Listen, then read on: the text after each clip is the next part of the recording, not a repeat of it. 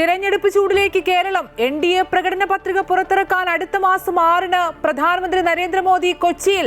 തൃശൂരിൽ പത്മജ വേണുഗോപാലും പാലക്കാട് ശോഭാ സുരേന്ദ്രനും BJP സ്ഥാനാർത്ഥികളാകും. സ്ഥാനാർത്ഥി നിർണയ മാനദണ്ഡങ്ങൾ ഘടകകക്ഷികളെ ബോധ്യപ്പെടുത്താൻ CPM.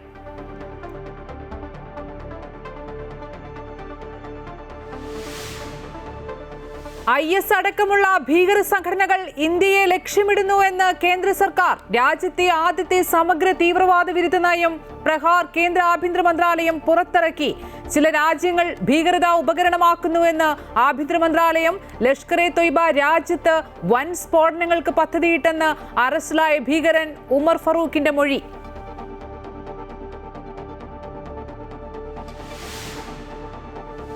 വയനാട് ടൗൺഷിപ്പ് ഉദ്ഘാടനം നീട്ടിവെച്ച് സർക്കാർ. മറ്റന്നാൾ നിശ്ചയിച്ചിരുന്ന ഉദ്ഘാടനം മാർച്ച് 1-ലേക്ക് മാറ്റി. അടിസ്ഥാന സൗകര്യങ്ങൾ പൂർത്തിയാക്കാനുണ്ടെന്ന് വിശദീകരണം.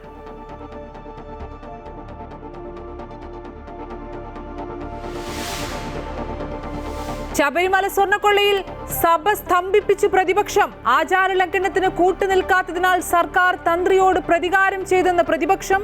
തന്ത്രിയുടെ കാര്യത്തിൽ പ്രതിപക്ഷം തന്ത്രം മെനയുന്നുവെന്ന് ഭരണപക്ഷം.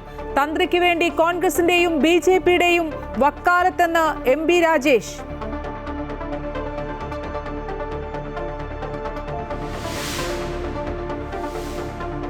ഇറാൻ അമേരിക്ക യുദ്ധഭീതിക്കിടെ ഇറാനിലെ ഇന്ത്യൻ പൗരന്മാരോട് എത്രയും വേഗം രാജ്യം വിടാൻ കേന്ദ്ര സർക്കാർ നിർദ്ദേശം.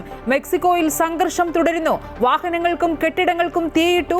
പ്രതിഷേധം. മയക്കുമരുന്ന് മാഫിയ തലവനെ സുരക്ഷാ സേന കൊലപ്പെടുത്തിയതിന് പിന്നാലെ ഇന്ത്യക്കാർ ജാഗ്രത പാലിക്കാൻ നിർദ്ദേശം നൽകി വിദേശകാര്യ മന്ത്രാലയം.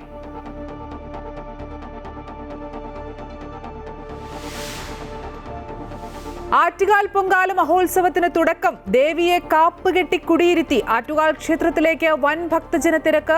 നടൻ മോഹൻലാൽ കലാപരിപാടികളുടെ ഉദ്ഘാടനം നിർവഹിക്കും.